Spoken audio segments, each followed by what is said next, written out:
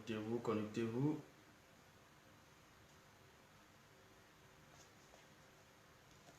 Salutations à tout le monde.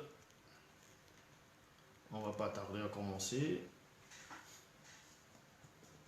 Salutations, salutations, salutations. Est-ce que ça sort bien ou pas?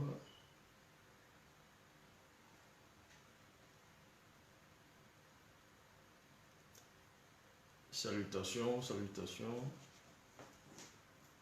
Est-ce que ça sort bien ou pas?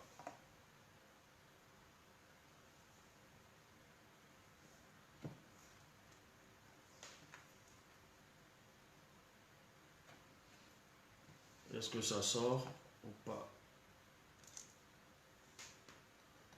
La visibilité est-elle bonne?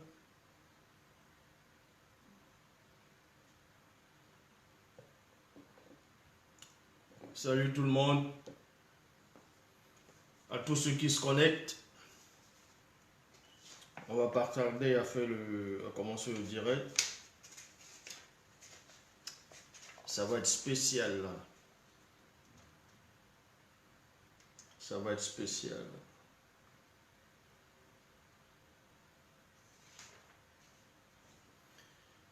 On va pas tarder à faire le direct.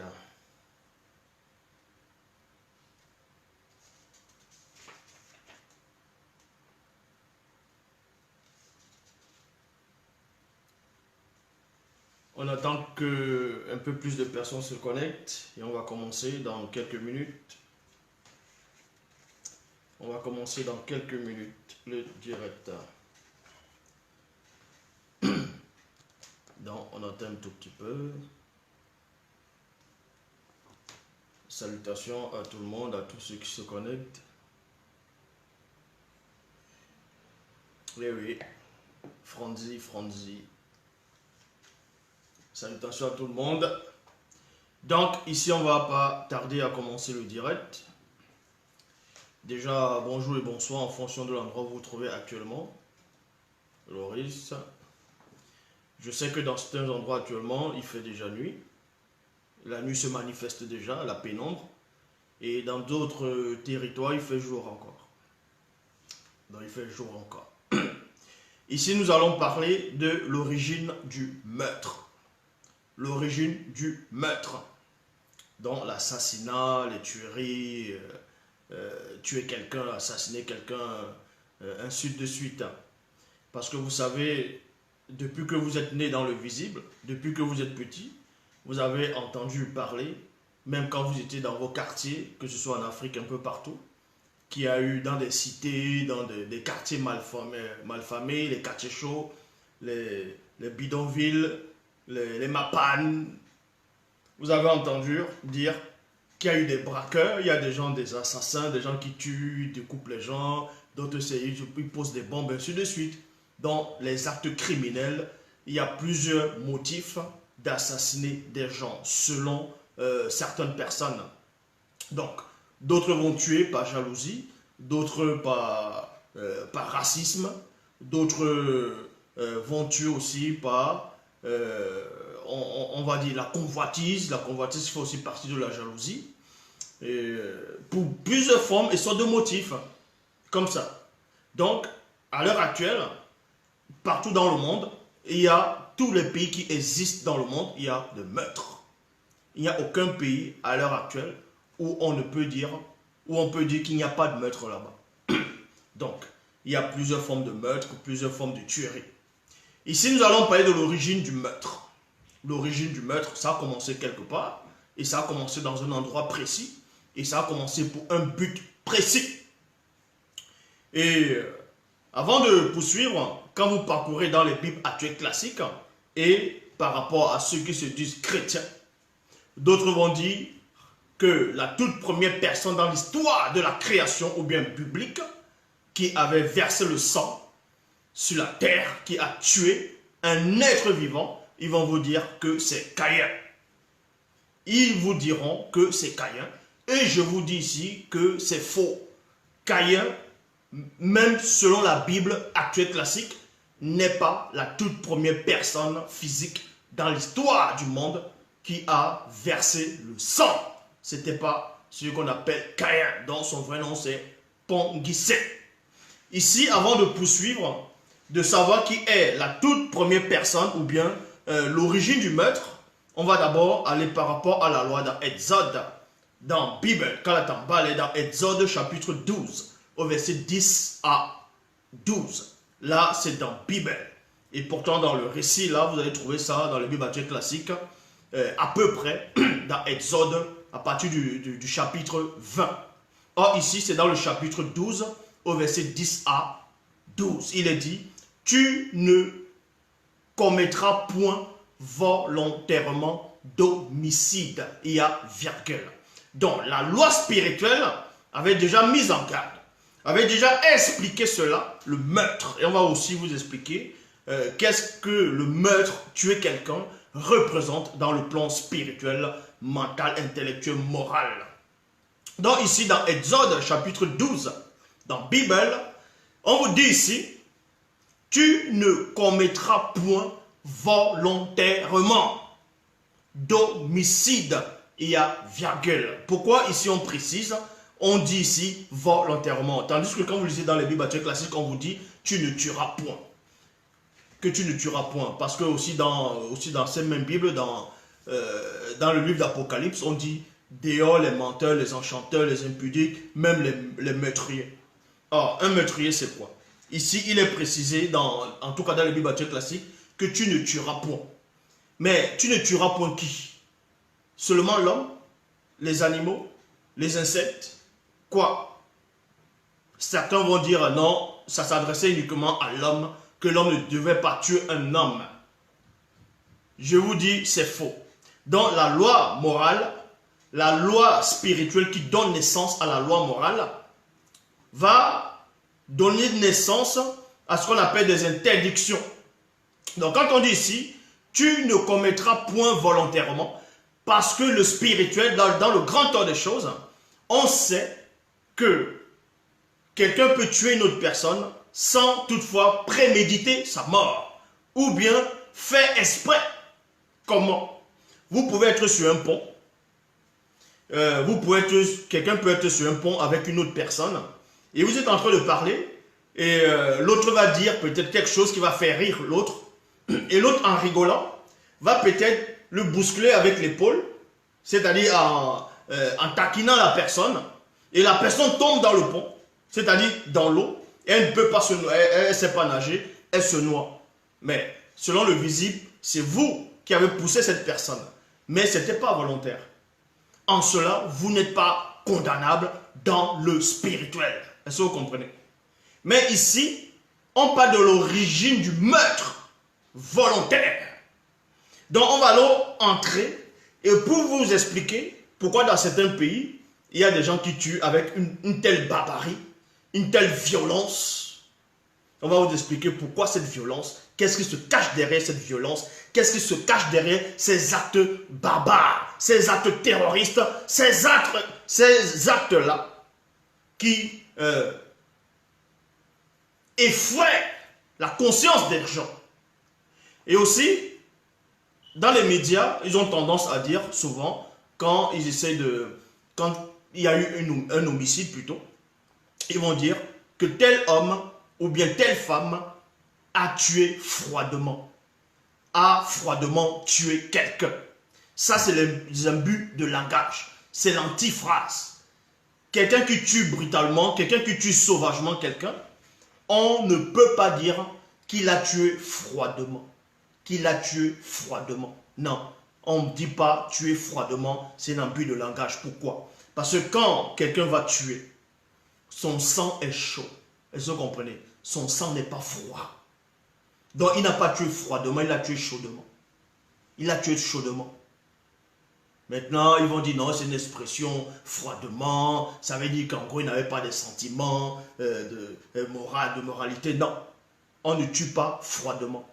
C'est chaudement qu'on tue. On va vous expliquer ces choses. Donc, dans Exode chapitre 12, au verset 10 à 12, il est dit, tu ne commettras point volontairement d'homicide. Pas même dans la pensée ou en parole. pas même dans la pensée ou en parole. Parce qu'il y a des gens, quand ils sont énervés contre que ce soit les conjoints ou les conjointes, ou bien les membres de la famille ou des collègues, ils vont avoir des pensées, des pensées horribles dans la tête pour pouvoir tuer cette personne. Ça veut dire que vous commettez déjà la faute. Et même en parole, parce qu'il y a des gens qui vont dire, toi là, le jour où je vais t'attraper, il va te couper, il va te faire ceci. Ça, c'est déjà commettre cet acte-là dans une autre forme et sorte de réalité. Donc, on vous préserve, même quand les gens qui jouent, ceux qui ne savent pas, même quand vous jouez des jeux vidéo, ceux qui jouent des jeux vidéo de guerre, je ne suis pas en train de parler de tous les jeux vidéo. Je parle plus des jeux vidéo de guerre. Vous allez jouer un jeu vidéo de guerre, vous allez commencer à tirer, le sang va gicler, mais vous allez dire dans votre entendement que c'est un faux sang, que ce n'est pas un vrai sang, que c'est qu'un jeu. Non, vous participez néanmoins. Dans votre conscience, vous êtes en train d'être initié, vous êtes en train d'être intronisé pour pouvoir devenir un meurtrier plus tard. Je vous le dis. Donc, et certains aussi vont regarder des films plutôt, ils vont dire que ce sont des films d'action ou les films de guerre. Et quand selon l'expression, cette expression, on utilise beaucoup ça au Cameroun et aussi en Haïti. Ou quand un bandit, un chef de gang, on l'appelle le chef bandit. Le chef bandit. Donc, quand le chef bandit lutte avec l'acteur, il va prendre le couteau, l'acteur va prendre le couteau pour le poignarder. D'autres vont dire, allez, poignarde-le, allez, tue-le. Parce qu'il est déjà, en gros, il est déjà pris par l'action du film. Donc, il commence déjà à se mettre à la place même de l'acteur, à la place de celui qui est en train de tuer les assassins dans les films. Et là aussi, ce n'est pas bon. Donc, néanmoins, ici, on vous dit, dans le verset 11, car la personne qui agit de la sorte est maudite et possédée. Est maudite et possédée. Donc, il y a deux bases quand quelqu'un tue volontairement. Il y a premièrement, tu es maudit. Donc, tu es maudit et tu es possédé en même temps. Tu ne tueras point d'animaux ni d'insectes pour le plaisir. Il y a point ici.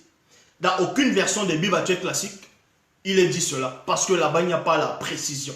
Or, ici, dans la Bible, dans Exode chapitre 12, au verset 12, on dit ici, tu ne tueras point d'animaux, ni d'insectes pour le plaisir.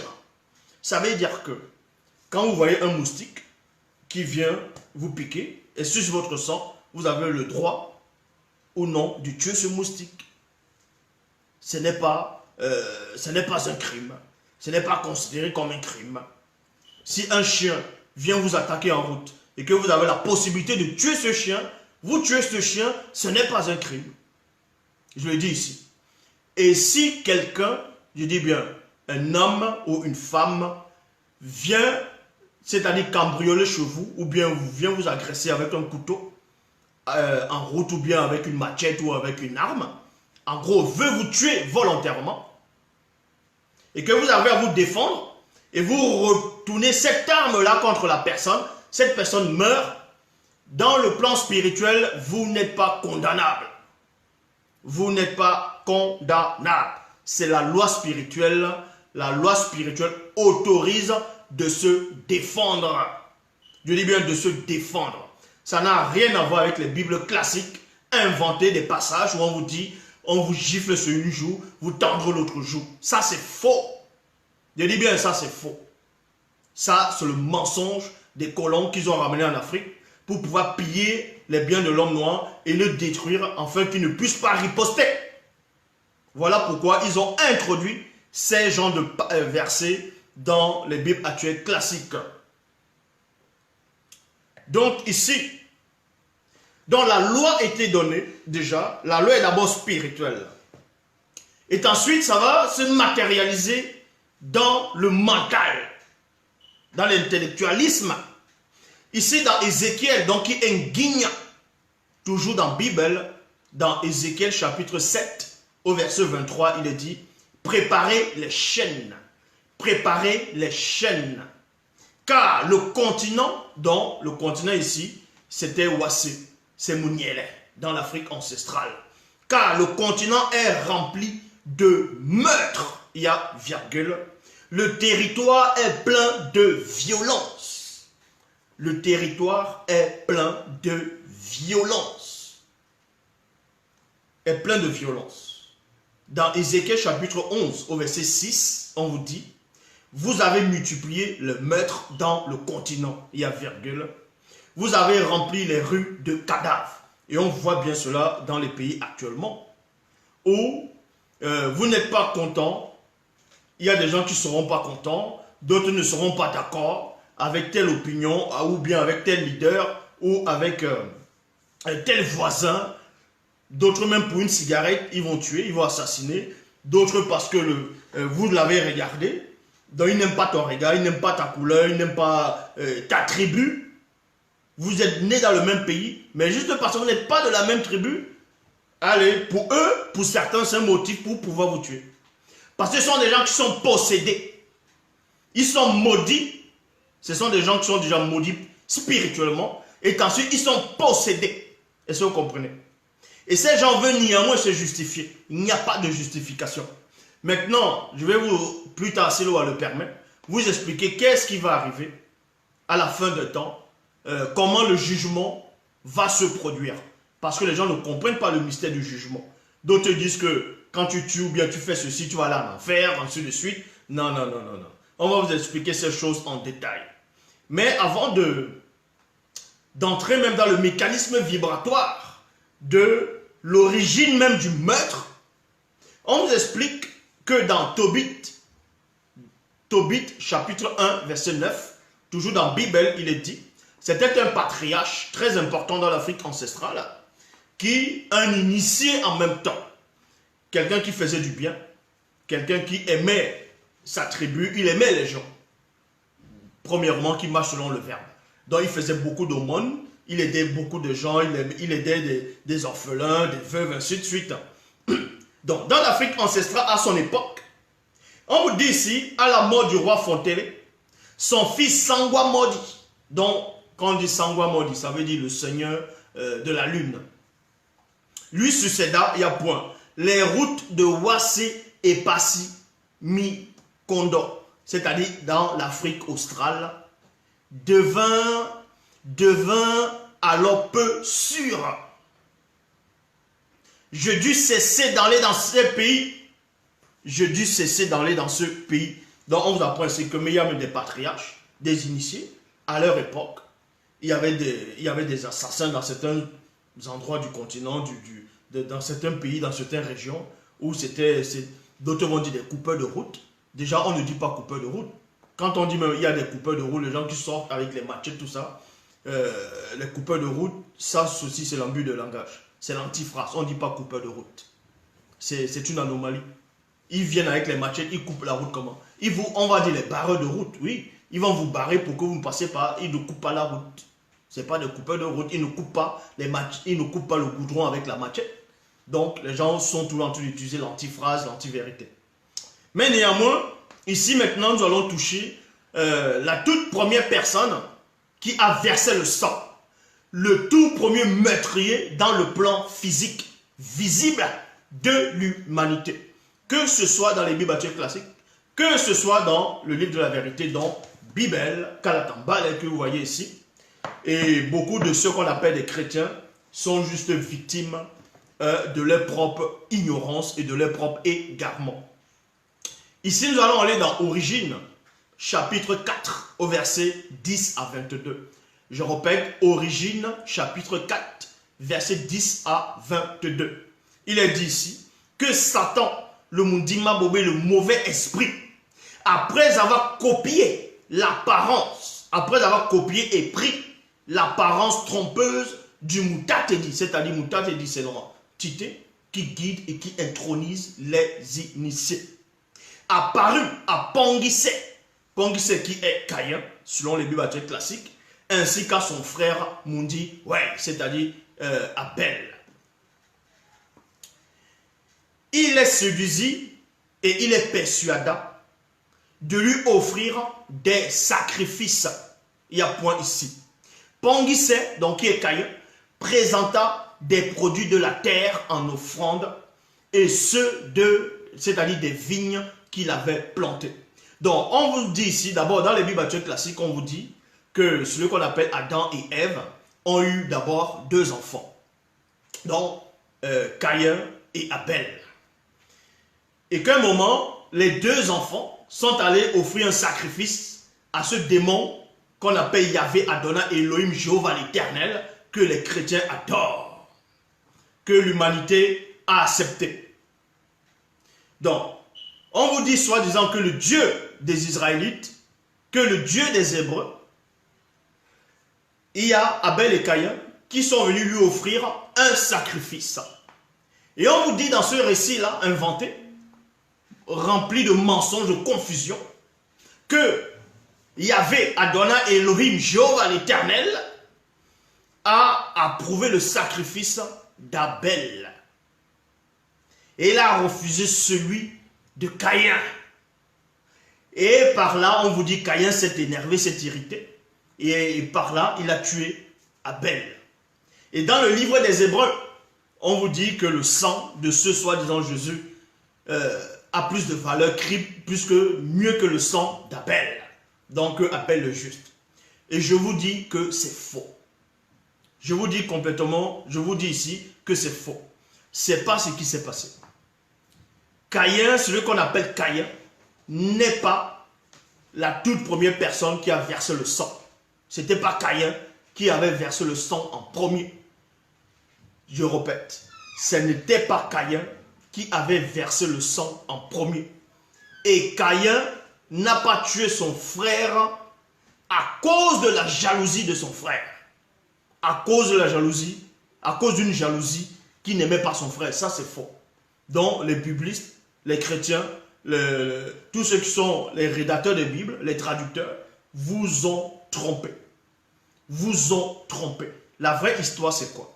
C'est qu'à une époque donnée dans l'Afrique ancestrale, avant le grand cataclysme, avant le grand métissage, il y a eu des patriarches qui ont vécu. Il y a eu Moto qui a vécu. Il y a eu Mouto. Ils ont eu, certes, des enfants, dont au départ, ce n'était pas que 2 garçons, que celui qu'on appelle Abel et Caïn, Adam et Ève ont eu. Non. Ils avaient eu, au départ, ils avaient eu 4 enfants. Donc, il y avait Caïn et sa sœur jumelle. Abel aussi avait sa sœur jumelle. C'était ça au départ. Donc, qu'est-ce qui va se passer maintenant? Les 2 frères, ceux qu'on va appeler maintenant Abel et Caïn, vont être, on va dire, ce sont des frères, d'abord, premièrement, que ce soit spirituellement ou bien physiquement. Donc, ils étaient unis, ils s'aimaient beaucoup, ils étaient constamment ensemble, et ce qu'on appelle Caïn initiait son petit frère. Il aimait son petit frère. Ils n'avaient pas de problème. Jusqu'au jour où celui qu'on va nommer maintenant le Mundima Bobé en chef d'œuvre, c'est-à-dire Satan, le mauvais esprit, va copier d'abord et prendre l'apparence trompeuse du Moutatedi. Et ensuite va apparaître à Pangissé, qui est Caïn, et à Mundiwe, en les persuadant de lui offrir, c'est-à-dire d'offrir des sacrifices.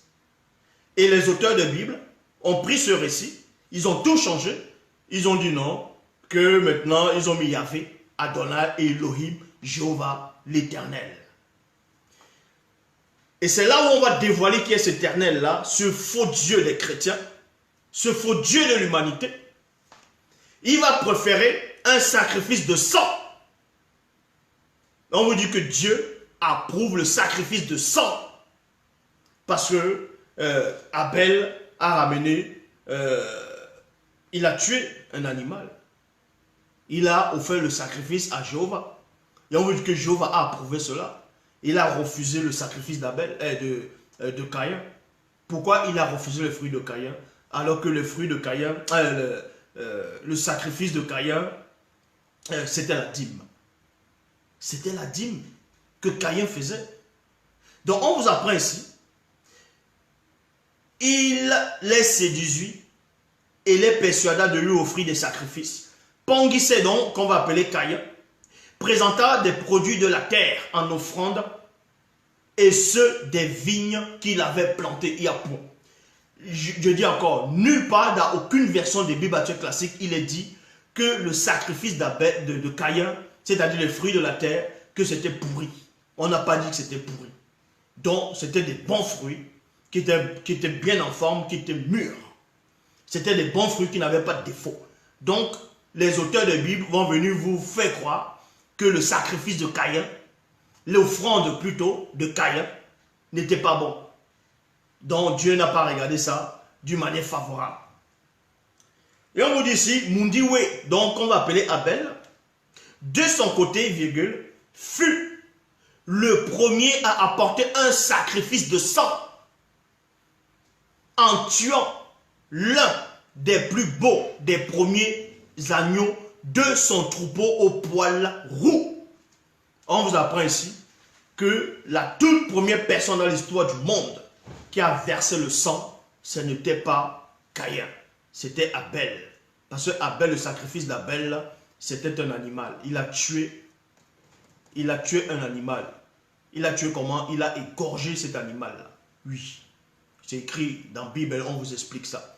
Il a tué cet animal, l'animal a souffert. Le sang a coulé de cet animal. Vous imaginez, et à cette époque, y compris les animaux et les hommes parlaient une seule langue et les mêmes mots. Vous pouvez vérifier ça. Cette histoire a eu lieu bien avant Genèse 11. Or, dans Genèse 11, 1, il est dit, toute la terre parlait une seule langue et les mêmes mots. Donc, les animaux, c'était des êtres vivants à part entière. Donc, c'était des êtres vivants doués de raison. Ces animaux pouvaient parler, tenir une conversation. Et c'était la même langue, le même accent. C'était ça. Donc, et Abel, ce qu'on va appeler Abel, il va tuer un être vivant. Parce qu'un animal, c'est un être vivant. Oui.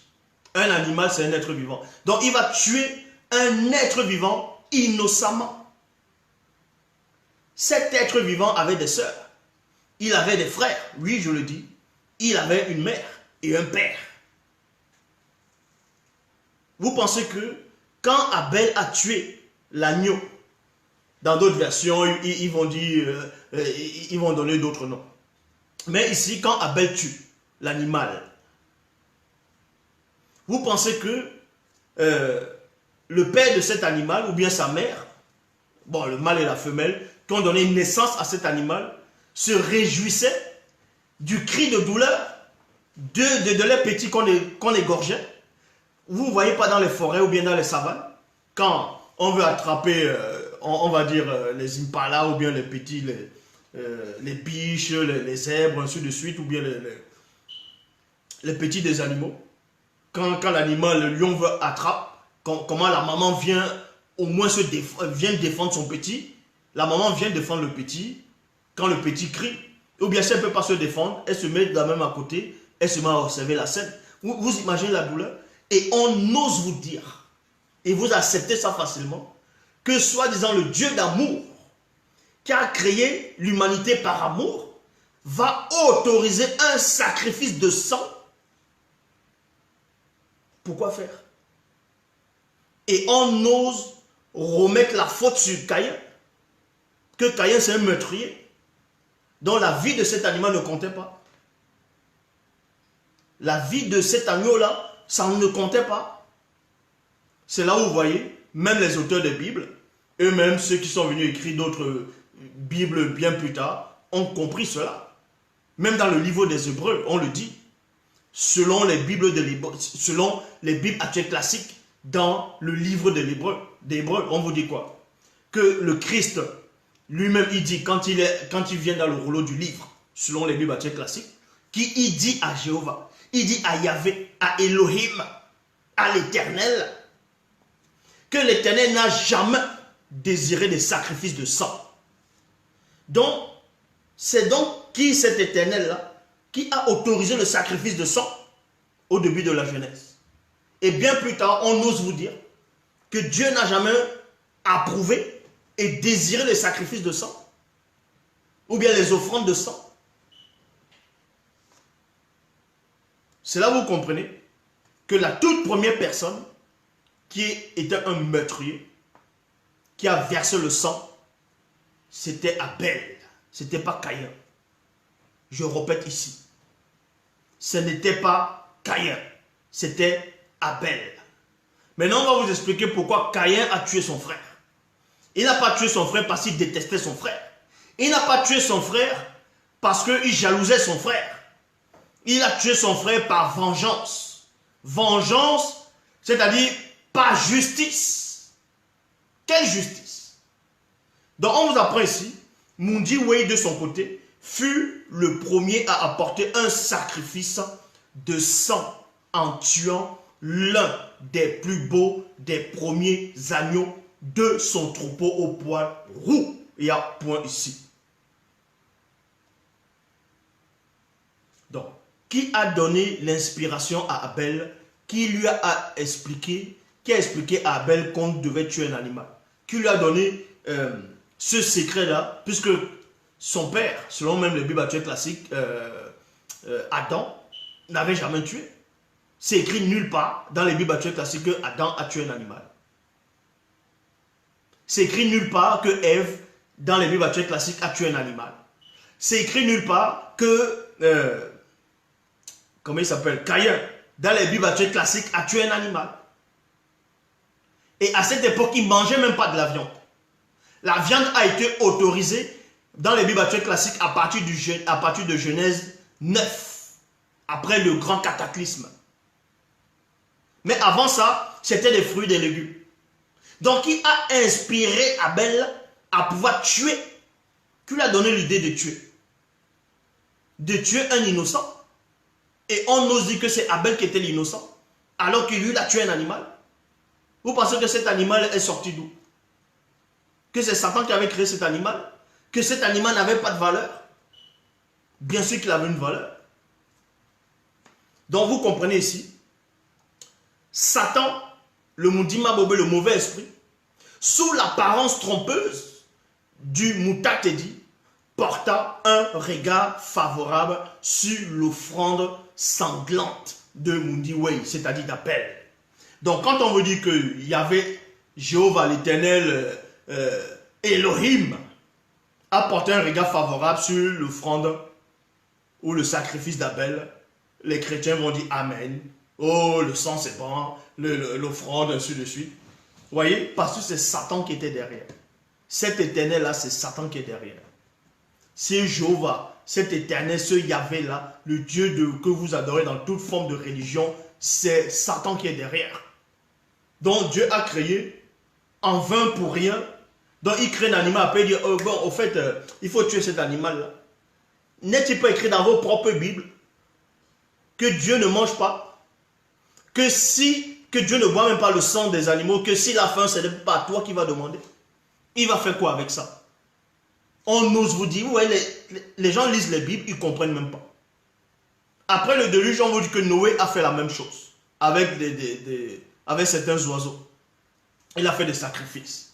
On dit que Abraham aussi a fait le sacrifice. Tout ça, c'est de la sorcellerie.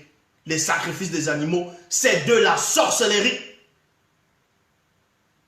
Vous êtes qui pour venir tuer des animaux par plaisir? Vous pensez qu'ils ne ressentent pas des sentiments? Et eux, ils n'ont pas le droit de vivre? Donc les animaux sont insignifiants. Ces animaux étaient sur la terre avant vous. Donc, vous comprenez ici que le premier meurtrier, c'était Abel. C'est lui qui était la toute première personne qui a versé le sang. Il a versé le sang.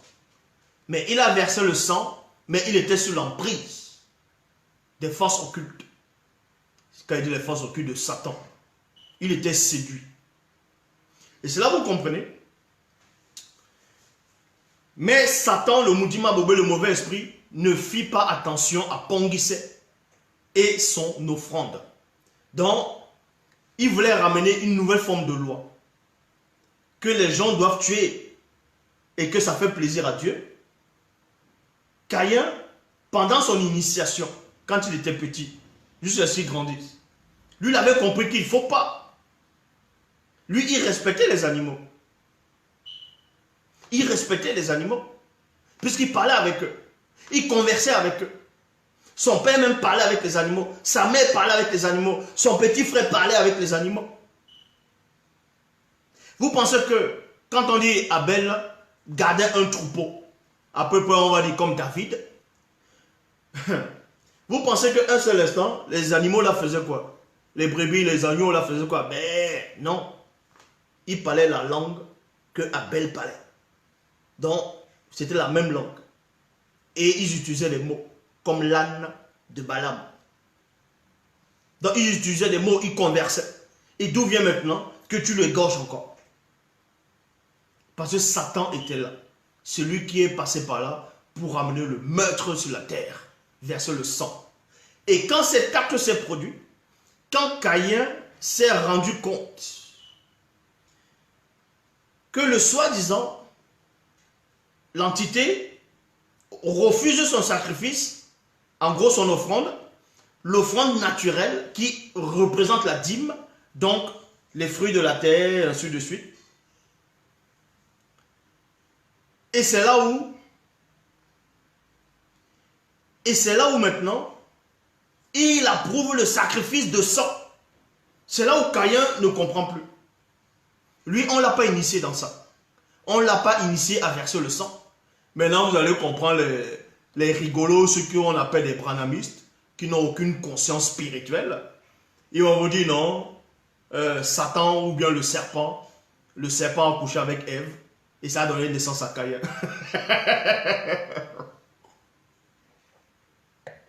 Voilà des gens qui sont aussi tordus là-bas, là, tordus spirituellement. Vous comprenez par là? Quand Abel a tué, a été la première personne à avoir versé le sang d'un être vivant, parce qu'un animal c'est un être vivant. Voilà. Quand il a versé le sang, Caïn, qui est le grand frère, qui a le droit d'aînesse, qui était mieux initié que son frère, a vu cela.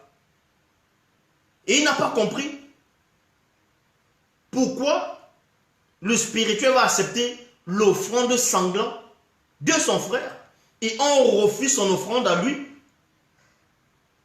Il ne comprenait pas. Il se disait, mais qu'est-ce qui se passe? Je suis dans quelle réalité? Puisqu'on ne m'a pas initié dans ça. Posez-vous la question. Pourquoi Caïn a ramené le sacrifice, c'est-à-dire le produit de la terre, dans les fruits, tout ça? Pourquoi c'est Abel qui a ramené le sang? Maintenant, des rigolos vont dire non, parce que c'est Abel qui avait c'est lui qui était le berger. Caïn aussi était un berger. Hein? Ah oui? Puisque quand Caïn, écoutez attentivement, je vais vous expliquer ces choses-là. Quand Caïn est né, écoutez attentivement, quand Caïn est né, les animaux étaient déjà là. Donc il y avait des troupeaux. Vous pensez qu'il a attendu, on a attendu que son petit frère vienne plus tard pour pouvoir lui donner le pouvoir sur ces animaux pour faire comme David, s'occuper de troupeaux de son père? Non, c'est Caïn qui s'occupait de ça. C'est lui le premier héritier de ses parents, ce droit d'aînesse. C'est lui qui s'occupait de ça. Et quand son petit frère vient, il lui donne maintenant la relève. Parce que lui, il a autre chose à faire. Donc, ces brebis-là n'appartenaient pas directement à Abel. Ça appartenait à toute la famille. Parce que le pouvoir avait été donné à Moto et à Muto, donc ceux qu'on vous allez appeler Adam et Ève. Les animaux, on a dit à Adam et Ève de dominer dans les animaux, de dominer sur toute forme de vie, sur terre. Donc ça les appartenait, ces animaux-là. Ça n'appartenait pas à Abel. Mais on l'a juste confié, parce qu'on confiait les tâches aux gens. Mais la manière dont c'est écrit, on fait croire que c'est lui qui commandait ces animaux, donc il avait le droit de vie et de mort à ces animaux. Non. Caïn aussi avait le droit d'encadrer ces animaux-là. Parce qu'il est le fils aîné. Et quand il voit, il remarque que, soi-disant Moutat est dit dans l'entité, va, ou bien il y avait Adonai Elohim, Jéhovah l'Éternel, ce faux Dieu dans les Bibles classiques, va approuver le sacrifice sanglant de son frère, de son petit frère. Et lui, on refuse pour lui. En plus, les fruits de la terre, c'était pas pourri. C'était pas pourri. C'était des bons légumes. C'était des bons fruits. Et on le refuse. Et là, il ne comprend pas. Et c'est là où maintenant, il va entrer dans un état. Et on vous dit ici là, Caïn fut premièrement surpris. Donc, il y a d'abord la surprise. Et dans cette surprise-là, par rapport au monde, vous pouvez voir quelqu'un qui est riche, vous allez voir quelqu'un qui a une grosse voiture, il a peut-être une belle maison, ou il a, je sais pas, il est à l'aise. Un bandit va voir, ou il est d'abord surpris de voir la richesse de la personne. Donc, un assassin avant de tuer, si le le permet, on va vous expliquer ce qui se passe dans sa tête dans les quelques secondes avant de tuer, avant de passer à l'acte. Bon, Caïn ici, Pongisé fut premièrement surpris.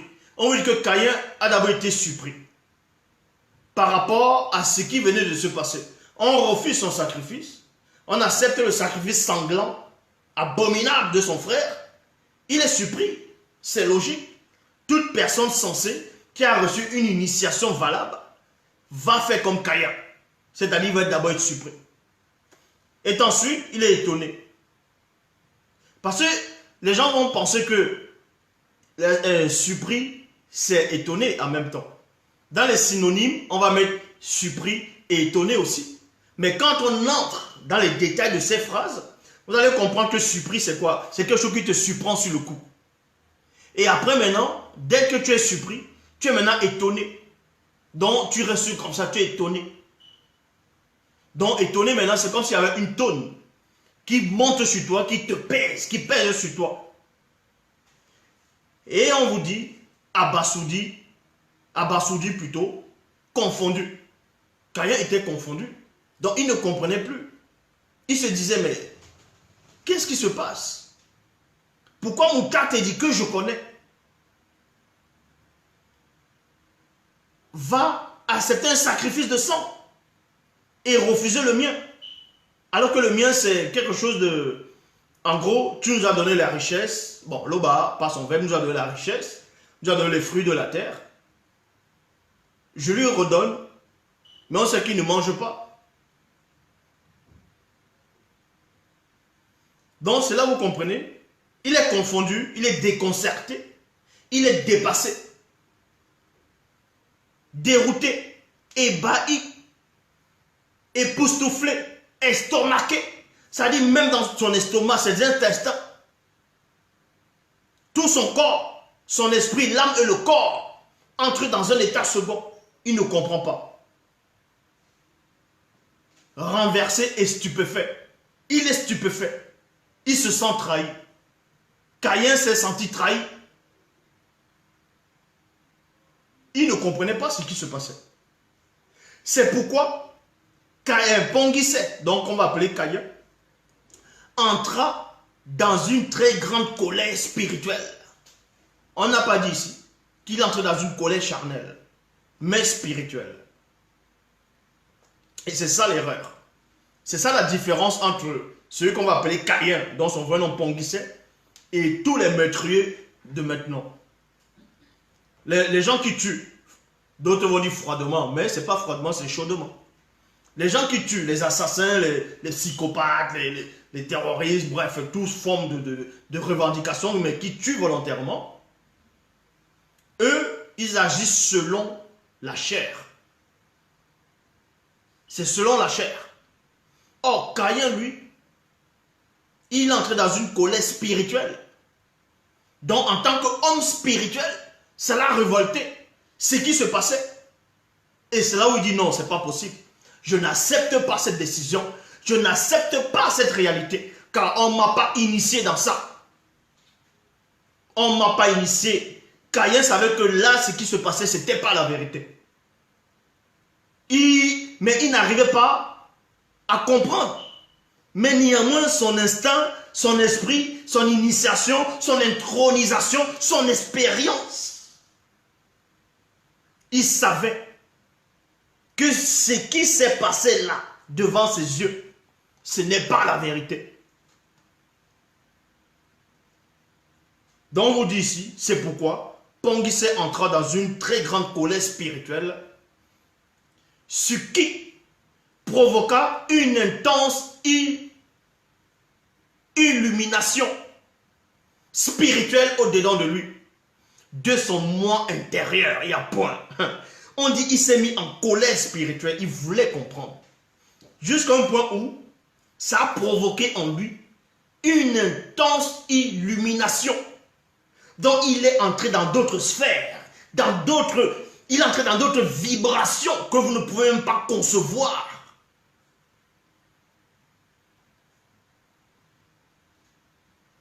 Au-dedans de lui, de son moi intérieur, cela, virgule, le transporta sur le chemin initial de l'entité de justice. Il y a point. Donc quand Pongissé, celui que vous allez appeler Caïn, a reçu tous ces sentiments, à l'intérieur de lui, il s'est illuminé. Parce qu'il ne voulait pas en rester là. Il n'est pas allé voir son père moto, ou sa mère moto, ou sa soeur jumelle en disant « Hey, regardez ce qui s'est passé. » Non. Il s'est dit qu'il est le fils aîné. Il est le grand frère. Dont le droit d'aînesse, il va agir là maintenant. C'est là où Caïn, dans les Bibles classiques, on ne vous dira jamais ça parce qu'ils ne savent pas. Donc Caïn, premièrement, il va entrer dans le chemin initiatique de l'entité de justice. Parce que là, il va emprunter le chemin de la justice. Parce qu'il a bien analysé la scène. Caïn n'était pas fou. Je répète ici, Caïn n'était pas fou. Donc les gens qui pensent que Caïn c'était un meurtrier, c'était quelqu'un qui ne réfléchissait pas, il était jaloux, il était fils de Satan, ça c'est faux. Caïn n'était pas fou, il était lucide. Avant de tuer son frère, il a réfléchi d'abord. Il a pesé le pour et le contre, selon sa compréhension. Je ne suis pas en train de dire que j'approuve ce qu'il a fait. Mais je vous dis néanmoins. Et on vous dit ici, quand il a été transporté dans le chemin initiatique de l'entité de justice, Satan, le Moudima Bobé, le mauvais esprit, a compris ça. Il a vu ça. Quand Satan a vu ça, il a dit, oh, hey, bon, on va vous expliquer, c'est pas qu'il a dit ça comme ça. Mais, dans le monde actuel, on va dire, hey, Bombo, le gars là nous a repérés. Venez, fuyons. Voilà ce que Satan fait. Aussitôt, virgule, Satan, le Moudima Bobé, le mauvais esprit, disparut de devant Pongissé et Mundiwe, se cacha à leurs yeux et se mit à côté de Pongissé. Point. Ni Pongissé, ni Mundiwe ne pouvaient plus le voir. Donc, quand Satan a senti que Caïn a compris qu'il y a une anomalie par rapport aux offrandes qui venaient se produire là, on refuse son sacrifice, son offrande, on accepte un sacrifice sanglant, il a compris qu'il y a une anomalie, que ça ne peut pas venir de là-bas, ça ne peut pas venir de l'entité, mais il ne comprend pas comment l'entité va accepter ça. Donc, et c'est au Caïn maintenant, il va se réfugier pour mieux comprendre dans le chemin initiatique de l'entité de justice. Mais c'est l'entité de justice qui va lui dévoiler qu'est-ce qui se cachait derrière. Et Satan, il a fui. Satan a disparu de devant les yeux. Il se cache. C'est là où les auteurs de la Bible, maintenant, ils vont prendre ce passage. Ils vont dire que le péché se couche à ta porte. Non. Soudain, virgule, le véritable Moutatedi apparut à Pongissé et lui dit, pourquoi pareil sentiment se lève-t-il au-dedans de toi? C'est là où ils ont pris. Ils ont dit qu'il y avait Adonai Elohim, Jéhovah l'Éternel a commencé à parler à Caïn. Il a dit, en gros, pourquoi tu ressens, pourquoi ton visage est-il abattu? Si tu agis bien, tu relèveras le visage. Si tu agis mal, mais attends, c'est trop facile ça. Tu viens refuser le sacrifice, tu viens refuser une bonne offrande de quelqu'un. Après, tu lui demandes pourquoi il se fâche. Mais vous pensez, vous croyez quoi? Donc, c'est là où maintenant Mouta te dit, il voit. Mouta te dit, savait. Mais il fallait qu'on laisse le libre arbitre de chacun. Mouta te dit, voit que Pongissé entre dans un chemin de la justice. C'est là où Mouta te dit, la vraie entité là, va mettre le véritable, Mouta te dit, va apparaître à Pongissé et lui dit, pourquoi pareil sentiment se lève-t-il au-dedans de toi? Voici maintenant que tu te trouves sur le chemin initiatique de l'entité de justice. Et ainsi, virgule, ton esprit veut s'alimenter de son élément productif qui se trouve derrière le mystère du grand voile. Il y a point. Derrière le mystère du grand voile. Le mystère du sentiment nouveau que tu ressens actuellement te fait subir de profondes mutations. Mouta te dit, connaît son poulain, il vient lui parler avec un langage soutenu que Pongissé comprend. Si tu ne te contiens pas, ta présence sera temporairement bannie de devant la manifestation de la puissance du grand tout. Parce que Mouta te dit savait. Ah, écoutez, on va vous expliquer ces choses-là. Vous savez, il y a plusieurs réalités qui existent. Il y a plusieurs réalités. Dans les films d'action ou bien dans les films de science-fiction, ils vont appeler ça le monde parallèle. Le monde parallèle. Donc, dans ce monde-ci, dans tel univers, tu es médecin. Dans un autre univers, tu es footballeur. Un autre, tu es professeur. Un autre, tu es, on va dire, Bensikine, Balamseya. Tu es boxeur ou un prophète, ainsi de suite. Donc, ça, c'est pas nouveau. Hein. Donc, quand on vous parle des mondes parallèles, ça, c'est pas nouveau. Hein. On va vous expliquer ces choses. Donc, comment ça se passe dans le spirituel? Dans le spirituel, ce qu'on va appeler peut-être, on va dire moto, dont vous connaissez le nom biblique, c'est la personne d'Adam. Certains vont dire, pourquoi Dieu ne l'a pas empêché de ne pas manger le fruit? Que Dieu savait ça, pourquoi? D'autres vont aller plus loin, vont dire, mais pourquoi Dieu a posé le fruit en sachant qu'il allait consommer cela? Je vous explique alors, il y a une réalité où l'homme n'a pas consommé ce fruit. Parce qu'il existe plusieurs réalités. Il existe plusieurs réalités. Il y a la réalité quand on vous dit, on pose l'arbre au milieu du jardin, on dit à l'homme, ne mange pas le fruit de cet arbre, ne va pas t'initier en ça. Le jour où tu en mangeras, tu mourras. Ça veut dire que même dans ce qu'on appelle Deutéronome, dans le livre de Deutéronome, dans les Bibles classiques aussi, on explique cela, mais sauf que les gens ne voient pas. Quand on dit je te mets deux chemins, un chemin qui mène à la vie et l'autre qui mène à la mort, on te conseille de choisir le chemin qui mène à la vie. Ça explique quoi? Ça explique que le choix que vous faites là actuellement, vous qui me regardez, qui m'entendez, il y a des choix que vous allez faire à une certaine période de votre vie, de votre existence, qui va ouvrir une porte et qui va vous amener à vivre une existence que si vous n'aviez pas fait ce choix, vous allez plutôt vivre une autre existence. C'est-à-dire qu'il y a plusieurs réalités de plusieurs de vos choix. Mais la réalité que vous allez faire consciemment ou bien que vous allez ouvrir, c'est la réalité que vous vivez ici. Là. C'est cette réalité-ci. Donc celui qu'on appelle Adam.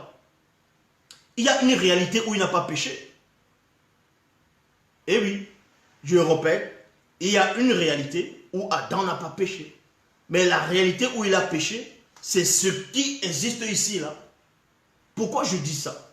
Non seulement parce que c'est la vérité, et aussi parce que celui qu'on va appeler Adam, quand on vous dit, qu'on lui a dit, tu ne mangeras pas de l'arbre qui est dans le milieu du jardin, l'arbre de la connaissance du bien et du mal. Tu ne mangeras pas. Le jour où tu en mangeras, tu mourras. Et ensuite, on leur dit quoi? Allez-y, multipliez-vous, remplissez la terre. Là, c'était une réalité. Parce que, n'oubliez pas une chose, que quand on donne une loi, quand le spirituel, c'est-à-dire l'Oba, par son verbe, donne la loi, par les entités, donne une loi, la loi là, elle est vivante. Ça veut dire quoi? Ça veut dire que, je vous dis ici, on vous met deux chemins devant, le chemin de la vie et le chemin de la mort. Ça veut dire que ces chemins-là existent, c'est réel. Et quand je te dis, prends le chemin de la vie, là tu vivras, tu auras la vie éternelle, dans l'Ongela d'Ibundea. Ça veut dire que dans une réalité que moi je vois, je t'ai vu emprunter ce chemin-là. Parce que quand l'Oba, par son verbe, dit, mais quand tu vas parler, forcément il y a des images réelles. Parce que quand le spirituel, quand le verbe de l'Oba s'exprime, mais ça ne s'exprime pas comme les gens s'expriment. C'est réel, c'est vivant. Koudouman disait quoi? Mes paroles sont esprit et vie. Ça veut dire que quand on vous dit, on met deux chemins, le chemin qui mène à la vie, le chemin qui mène à la mort. Ça veut dire qu'on a vu tes deux réalités. Une réalité où tu as réussi, une réalité où tu n'as pas réussi. Maintenant, la réalité qui est retenue, c'est cette réalité où toi-même, ton âme, ton corps est entré dedans et a accepté. Et c'est ça. Donc, Mouta te dit ici, voici maintenant que tu te trouves sur le chemin initiatique de l'entité de justice, et ainsi ton esprit veut s'alimenter de son élément productif, qui se trouve derrière le mystère du grand voile, le mystère du sentiment nouveau, que tu ressens actuellement te fait subir de profondes mutations si tu ne te contiens pas. Ta présence sera temporairement bannie de devant la manifestation de la puissance du grand tout. Mais si tu te contiens et deviens ainsi bien disposé, ta première présence ne sera-t-elle pas restaurée derrière le mystère du grand voile? Point d'interrogation. Voici que Satan, le Moudima Bobé, le mauvais esprit, est tapis et se cache près de ta première porte. Voilà ce que Mouta te dit à Ponguissé, dans celui que vous allez nommer Kaya. Parce qu'il est en train de voir qu'il y a une réalité où Ponguissé va tuer son frère. Donc Mouta te dit, ne veut pas que cette réalité se manifeste. Quoique, dans le plan spirituel, cette réalité s'est déjà manifestée plusieurs fois. Mais si une réalité s'est déjà manifestée plusieurs fois, c'est-à-dire que Mouta te dit, l'entité, va venir dans le passé, qui est le présent de Ponguissé, de Kaya. Est-ce que vous comprenez? Donc, quand cette entité vient voir Kaya, l'entité là vient dans le passé. Parce qu'elles sont au-dessus du temps et de l'espace-temps, de toute notion que vous pouvez imaginer ou concevoir.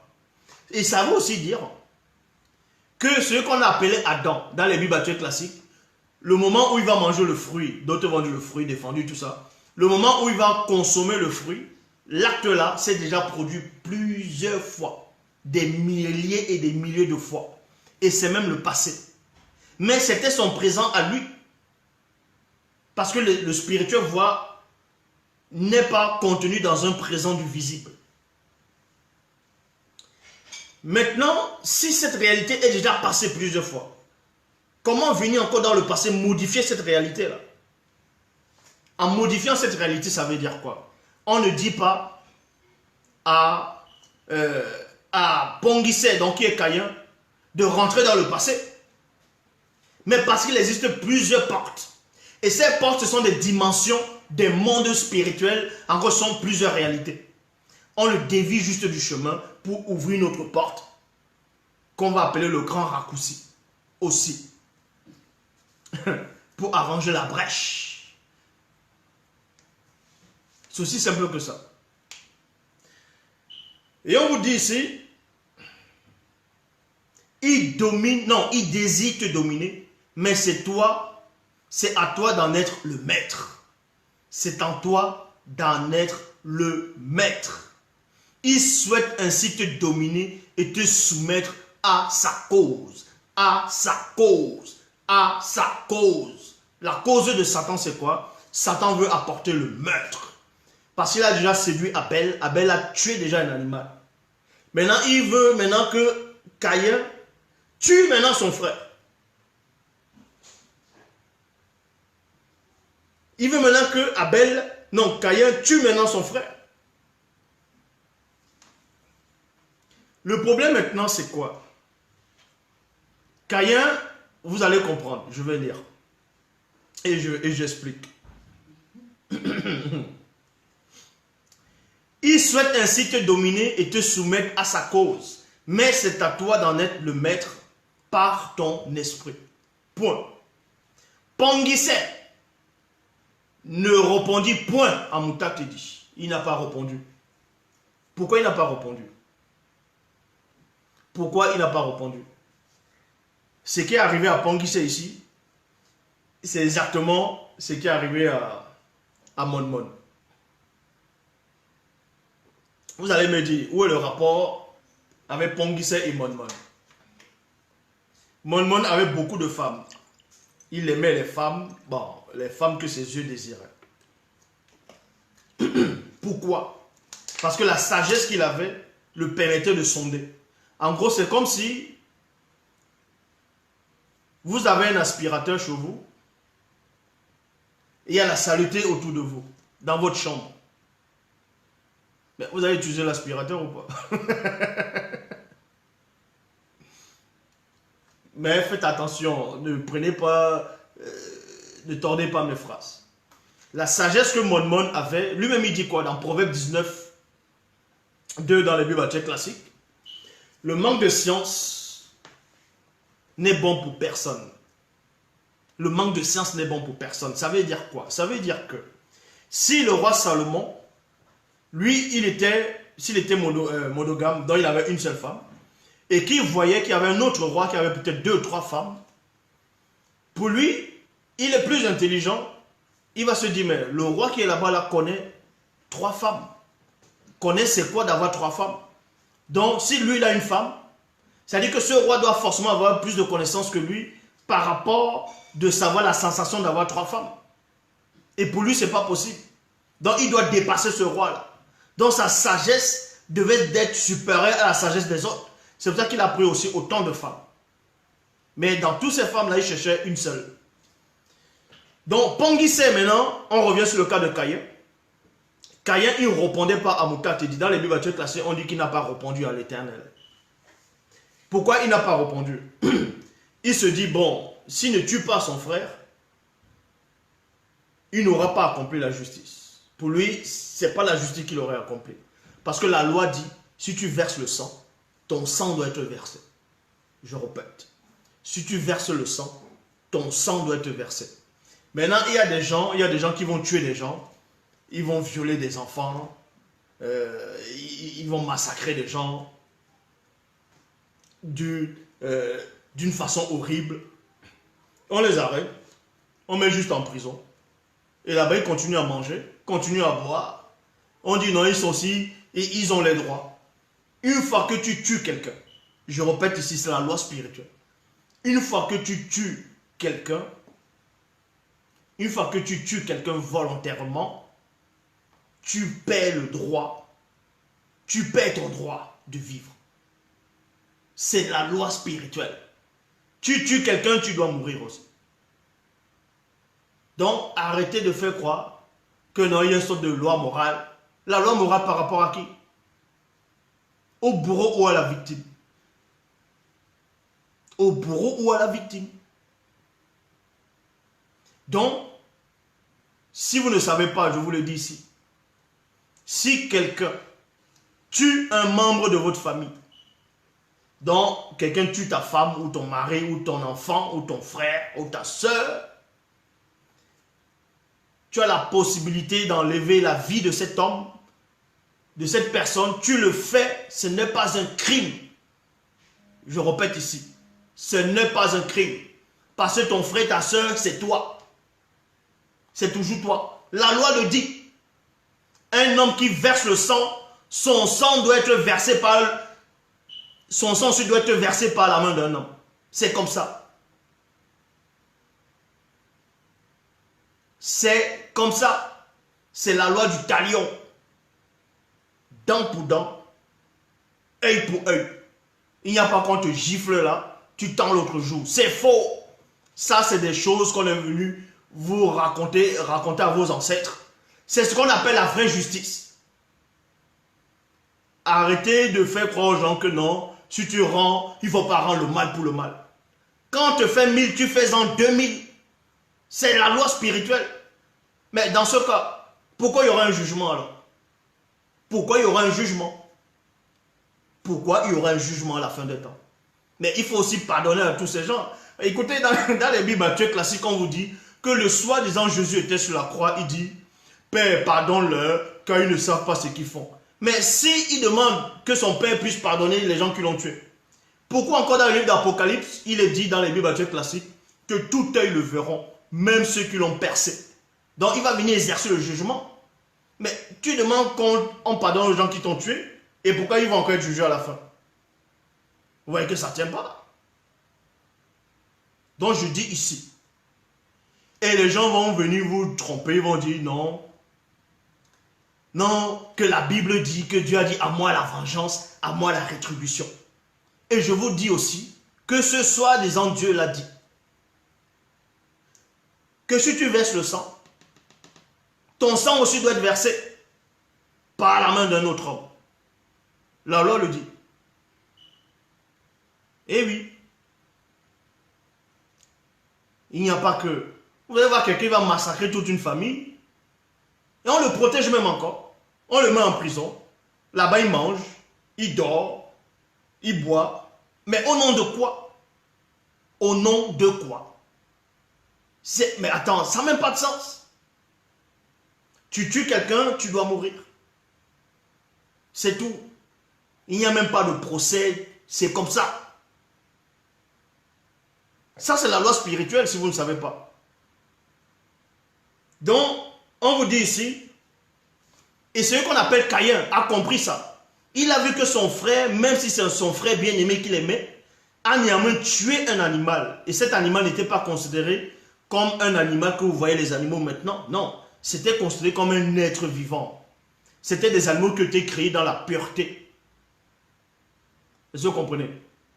Ces animaux-là ne péchaient pas. Ces animaux-là ne bagarraient pas entre eux. Ils étaient innocents. Donc on a tué cet animal. Abel a tué l'animal. Il a fallu que le sang de cet animal soit vengé. Ça, c'est la loi spirituelle. Puisque la loi dit tu ne dois pas tuer par plaisir. Mais maintenant, ce n'était pas à Caïn de tuer son frère. C'est ce que Mouta était en train de lui dire. Que c'est, je comprends que tu veux venger cet animal, le sang, parce que c'est la loi qui le demande. Mais ce n'est pas à toi de le faire. Ce n'est pas à toi de tuer cet animal. C'est-à-dire de tuer ton frère. Ce n'est pas à toi de le faire.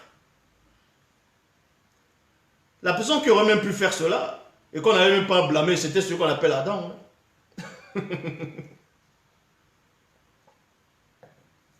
Donc on vous dit ici, plus tard, lorsque Ponguissé se trouva seul dans les plantations avec Mundiwe, dont son frère, il lui dit, sortons dehors et allons aux plantations. Voyez? Il ne veut pas tuer son frère devant les témoins. Il ne veut pas tuer son frère devant les animaux.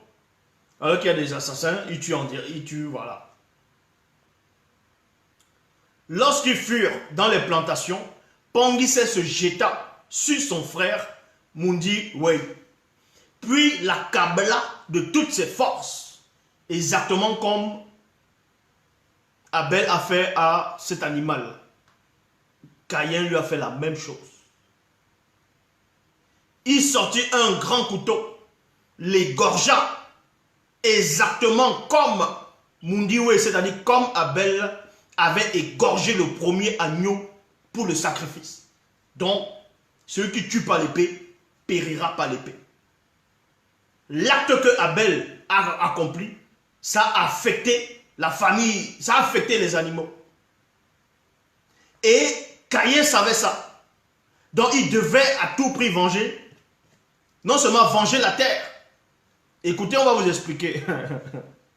Parce que quand vous versez le sang, ça tombe sur le sol. Mais vous imaginez ce que la terre ressent.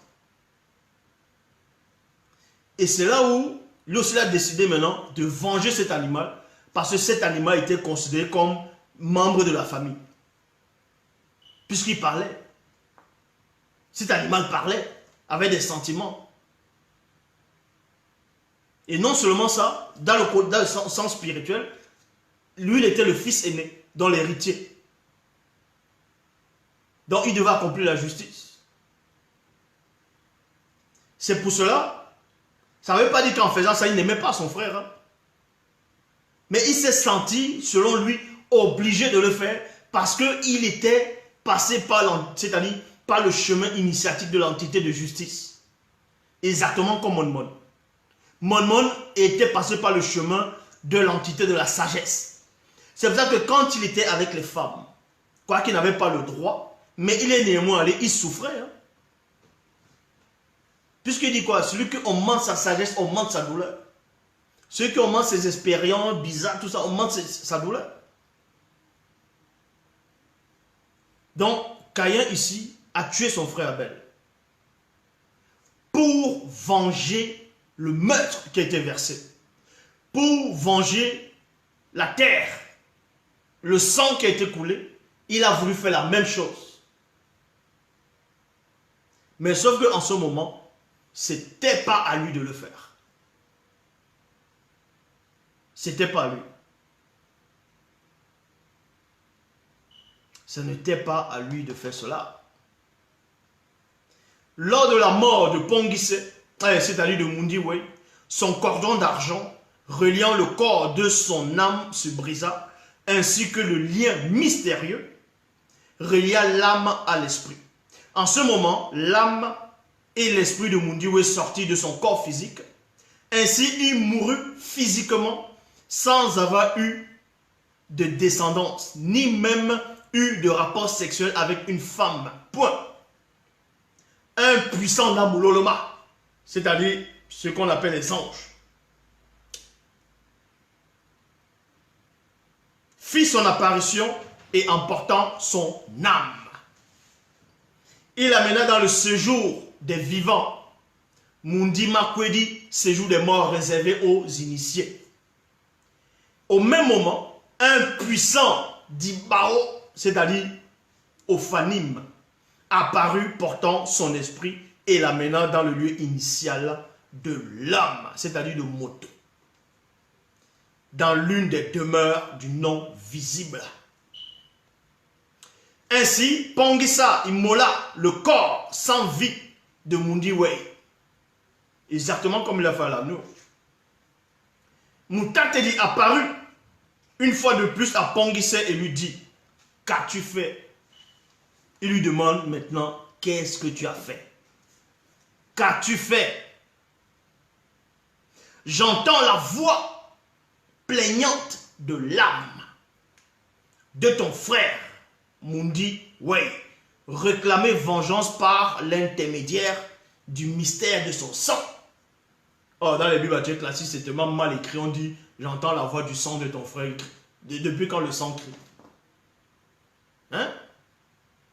Après, dans Lévitique, on dit: non, le sang, c'est comme l'âme, c'est lui, son âme. Non, le sang, ce n'est pas l'âme. C'est une représentation symbolique. Moutate dit encore à Pongise: où est Mundiwe, ton frère? Quand il disait où est Mundiwe, ton frère, où est Abel, ton frère, ça ne veut pas dire qu'il ne savait pas où il était. Hein. Il savait.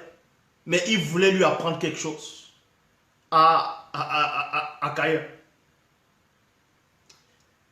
À quoi Pongise répondit: Je ne sais point dans quelle dimension de l'après-vie il se trouve. Il y a point ici. On s'arrête dans le point. Pourquoi Caïn a répondu de cette façon à Moutatedi en disant je ne sais point dans quelle dimension de l'après-vie il se trouve. Parce que Caïn savait qu'il y avait plusieurs dimensions. Maintenant, il se dit, vu que Abel, son frère, a néanmoins tué un être vivant, et que lui aussi il a tué son frère, maintenant il ne sait pas dans quelle dimension il va aller. Est-ce qu'on va toujours retenir sa faute de l'animal qu'il avait tué? Parce que quand Abel tue l'agneau, cet animal-là, l'animal aussi réclame vengeance. Hein? L'animal réclamait vengeance. Eh oui. Vous pensez que l'animal était d'accord pour qu'on le tue? Ah non. Et c'est là où maintenant, suis-je son entité protectrice, moi? Point d'interrogation. Il dit, mais attends, tu me demandes tout ça, est-ce que c'est moi son entité protectrice? Dans d'autres versions, dans les Bibles, on dit, suis-je le gardien de mon frère? Oui, il est le gardien de son frère. Quand tu es le grand frère, tu es le gardien de tes petites soeurs, de tes petits frères. Oui, tu es le gardien. C'est ça la loi spirituelle. Mais lui dit ici, suis-je son entité protectrice, moi? En gros, ça veut dire quoi? Il est déjà en train d'accuser. Caïn, ici, entre dans une logique que vous ne pouvez même pas concevoir. On va décortiquer ces mots maintenant. Il dit à Moutatedi, suis-je son entité protectrice, virgule, moi? Ça veut dire que, en gros, il est en train de dire, mais quand Satan a pris ton apparence, là, pour venir le séduire et me séduire, mais tu étais où pour le protéger, pour qu'il ne tombe pas dans ça? Est-ce que c'était moi qui devais le protéger par rapport à ça, vu que lui-même il est tombé dedans? Voilà ce qu'il répond à Moutatedi.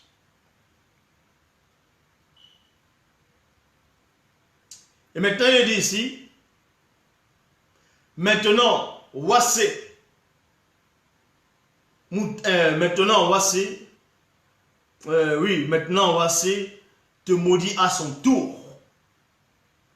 Lui dit Moutatedi. Maintenant, Wassé te maudit à son tour. Lui dit Moutatedi.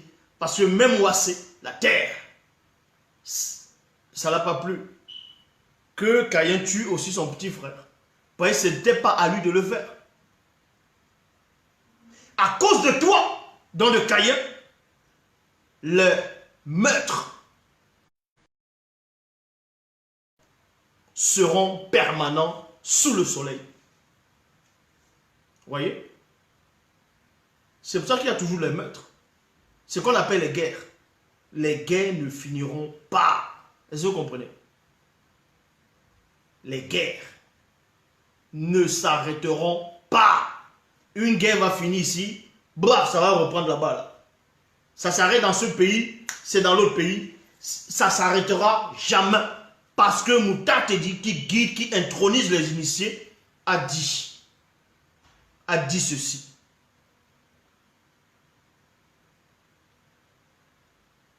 À cause de toi, les meurtres, dont les assassinats, ainsi de suite, et les sacrifices d'hommes seront permanents sous le soleil.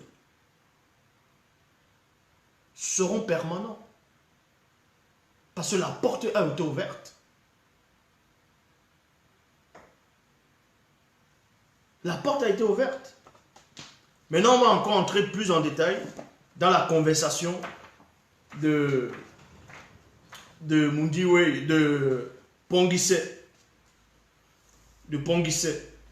et Moutatedi. Donc, dans Origine, chapitre 4, dans le verset 23, il est dit ici,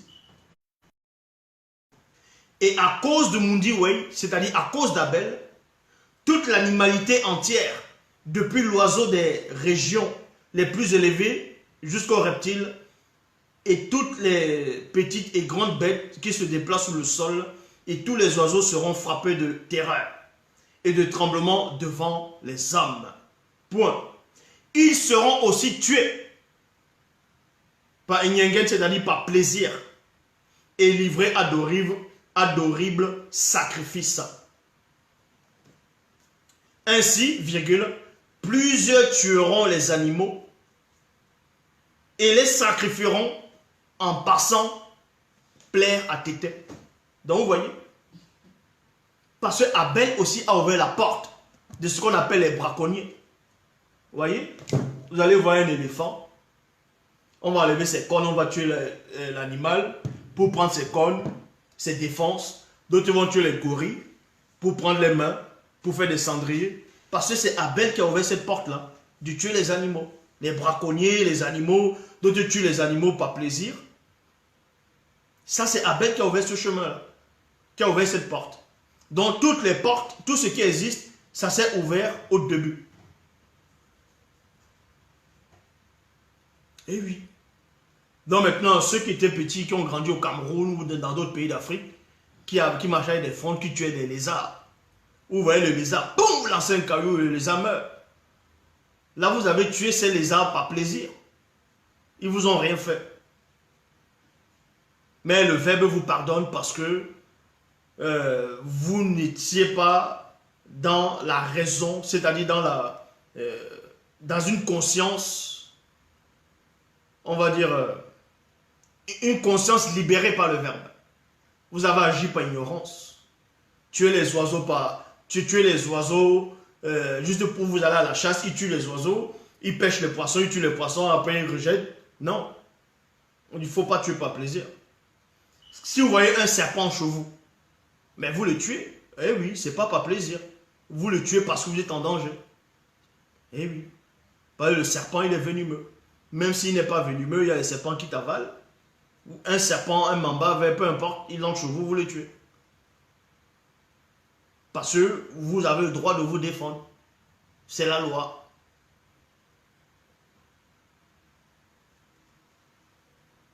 Donc, c'est là où on vous apprend maintenant ici. Il dit Tamouta te dit. Donc, vous voyez, je suis en train de lire. Caïn, maintenant, Pongui s'est dit Amouta te dit.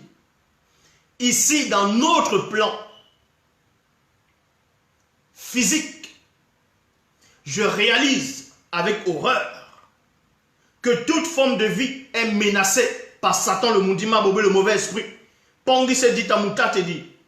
Le poids de ma faute est trop grande pour être supporté dans ma condition d'homme.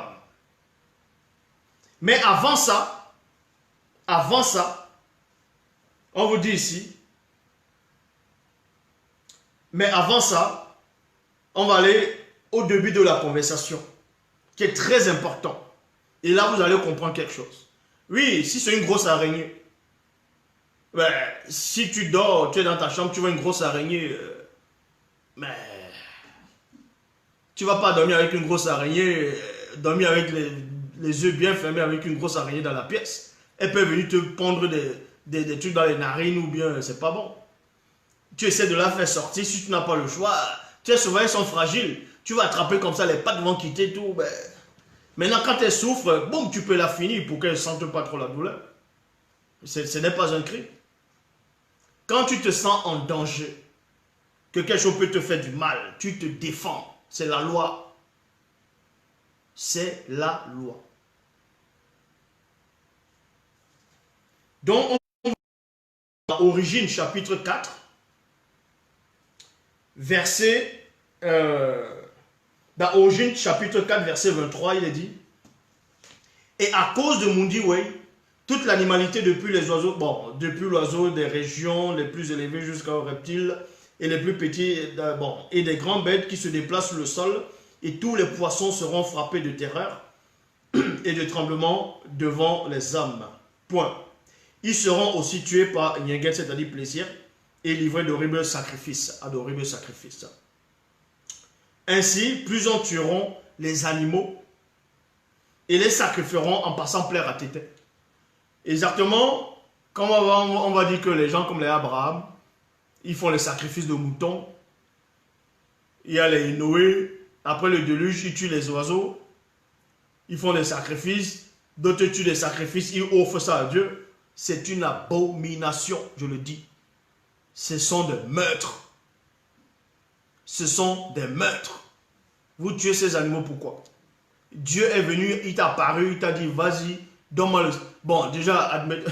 Regardez, on va vous expliquer quelque chose. Vous voyez que ça n'a même pas de sens.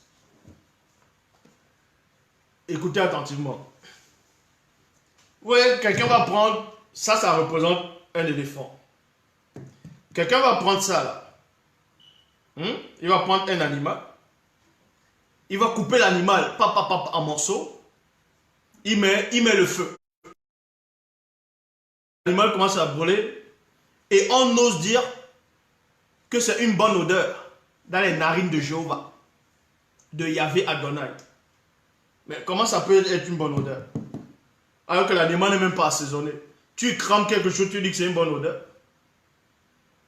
Quand tu fais un bon poulet mariné, le poulet au curry, tu sens l'odeur, c'est une bonne odeur, non?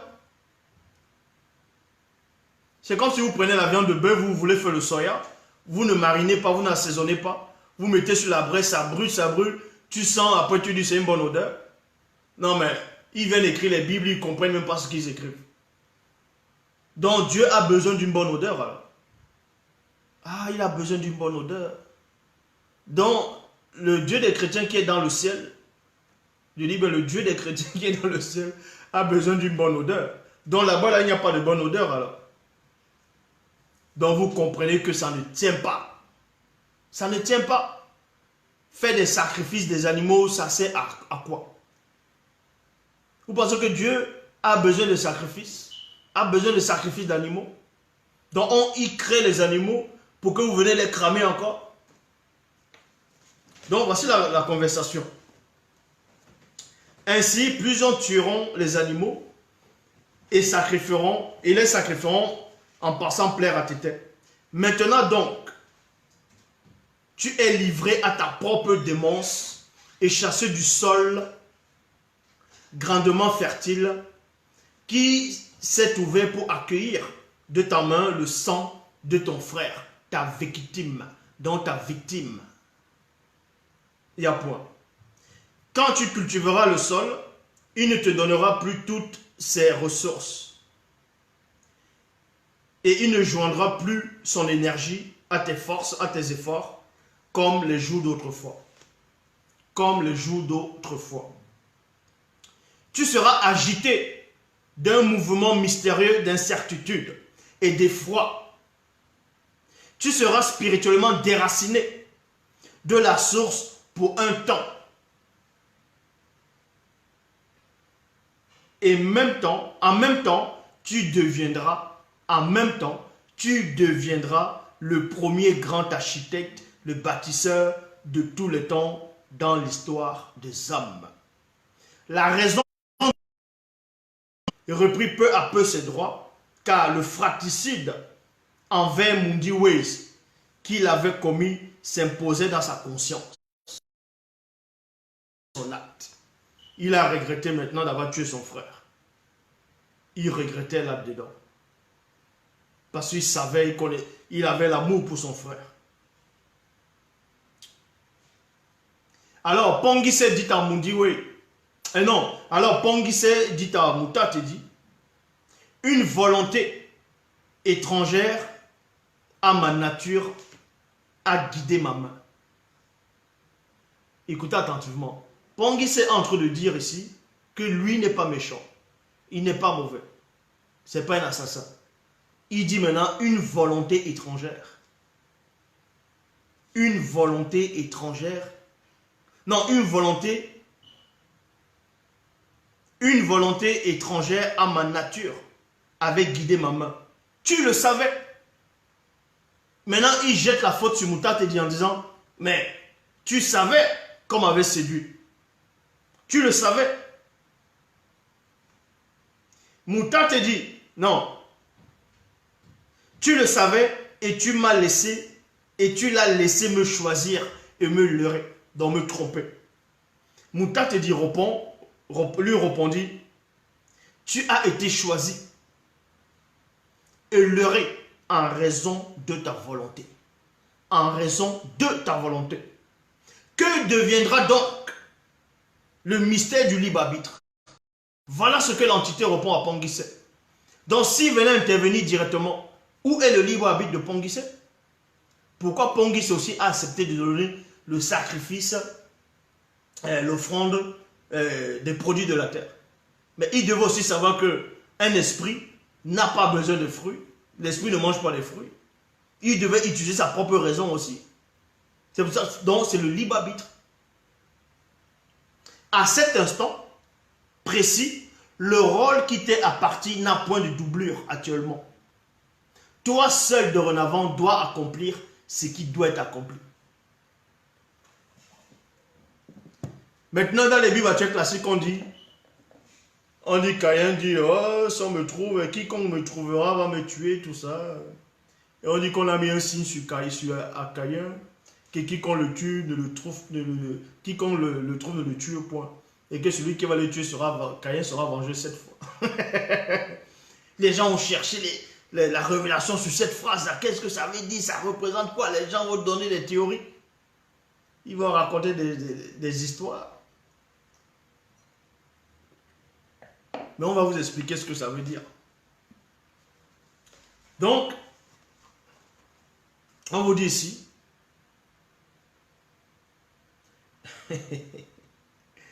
il dit à Mundiwei, c'est-à-dire à Mouta, il dit, ici dans notre plan physique, je réalise avec horreur que toute forme de vie est menacée par Satan, le Mundima Bobo, le mauvais esprit. Pongi s'est dit à Mouta, il dit, le poids de ma faute est trop grande pour être supporté dans ma condition d'homme. Parce qu'il a compris la faute. Il a compris qu'il avait tué son frère. Que certes, c'est la justice que Abel puisse mourir parce que Abel avait tué un être vivant. Mais sauf que ce n'était pas à lui de tuer Abel. Et c'est ce poids-là, ça l'a, il ne comprenait pas. Ça l'a pesé, ça le pesait. Voici qu'aujourd'hui tu me chasses loin de Moto et Mouto. Et également devant les yeux de mes sœurs. Et aussi loin du sol cultivable. Et je devrais me priver de ta présence. Pour lui, on le prive de la présence de ses parents, de ses sœurs, des autres animaux. Maintenant, il doit quitter la présence du Mouta et dit, pour lui, ce n'est pas possible. Il dit, privez-moi tout. Privez-moi même de la présence de Moto, de Mouto. Privez-moi de la présence de mes sœurs.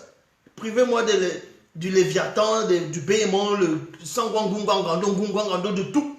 Mais pas du verbe de Loba. Voilà ce que Pongi s'est dit.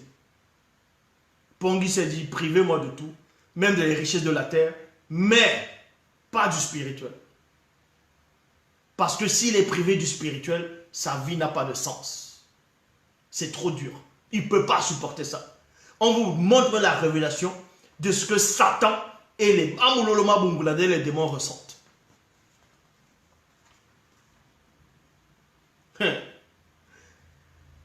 Voici ici, voici aujourd'hui tu me chasses loin de Moto et Mouto et également de devant les yeux de mes sœurs, virgule, et aussi loin du sol très cultivable. Et je devrais me priver de ta présence, point d'interrogation. Ainsi donc, tout animal féroce ou entité déchue qui me trouvera pourra me tuer s'il ne voit plus autour de moi le signe de ta protection divine. Mouta te dit, donc qui est l'entité, dit à Ponguissé, tout animal féroce qui voudra t'anéantir ou tout déchu qui voudra également t'annihiler à cause. Il n'a pas dit à cause de ta faute, Mais à cause de l'iniquité de Satan, du le mauvais esprit, et du serpent dragon, qui ont fait naître ton acte pénible, virgule, quand ceux-ci voudront te vitupérer, d'un point de vue moral ou physique, ils seront tourmentés 7 fois, plus davantage. Ils seront tourmentés 7 fois davantage. Ensuite, Mouta te dit, mis à Pongui, c'est un sceau mystérieux, connu par les esprits, afin que nul déchu, nul animal féroce ou quiconque naîtra dans la suite, qui viendra à le trouver, ne peut le nuire volontairement.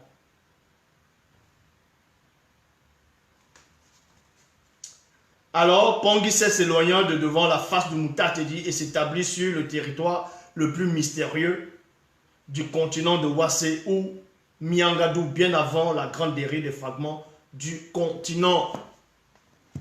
Donc voilà l'histoire, l'origine du meurtre.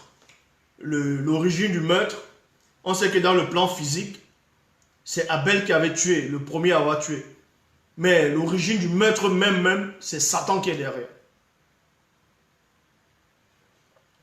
C'est Satan qui est derrière. Mais Abel, l'animal qui avait été tué, a pardonné Abel plus tard. Et oui, dans le plan spirituel, il y a eu le pardon. Abel aussi a pardonné à son frère.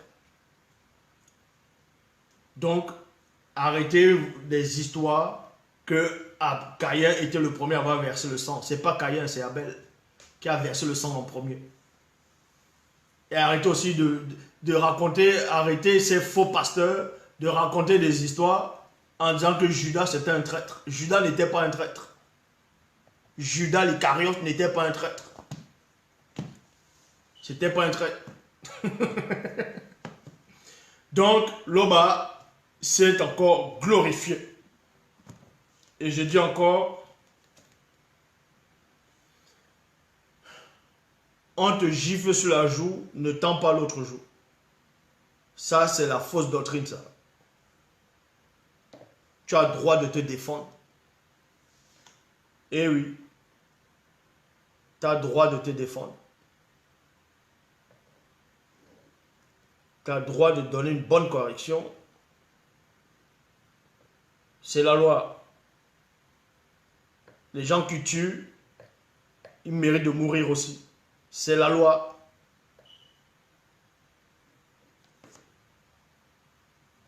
Le violeur, on le coupe ses parties intimes. C'est comme ça. Et on le fouette correctement. Même un violeur, c'est un assassin. Donc, voilà pour aujourd'hui. Il y aura les questions-réponses. Il y aura les questions-réponses. Donc, quand je raccroche, quand je finis le direct, il y a les questions-réponses. Donc, allez vous connecter sur où vous savez. Donc, il y a les questions-réponses. Allez vous connecter. À tout à l'heure.